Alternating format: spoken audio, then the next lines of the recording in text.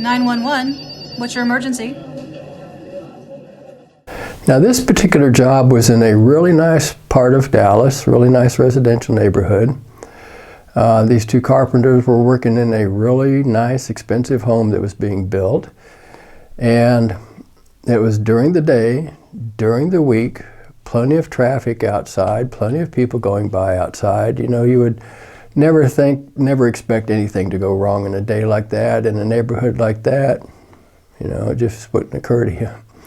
But these two carpenters are in there working, and this guy, bad guy, just wanders in, picks up a hammer and starts threatening them with it. You know, I'm going to cave your heads in, I'm going to kill you if you don't give me your money. And so them being pretty smart, they said, yeah, you can have our money, no problem.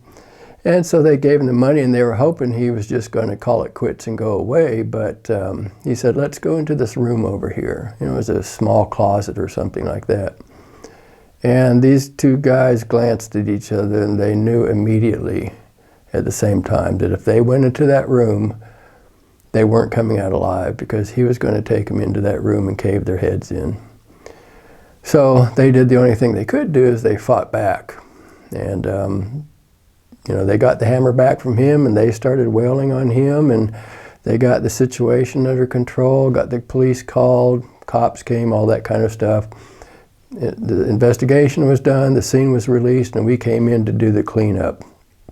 Now, a cleanup like that can be really tedious and time-consuming, because it's a construction site. There's sawdust on the floor and everywhere. There's tools everywhere. There's lumber everywhere. The sheetrock in parts of the house hadn't been up yet, so there were studs everywhere, scrap wood, and you know, every little speck, every little centimeter of everything in that room had to be inspected and cleaned and deconned. So those kind of jobs can take a while.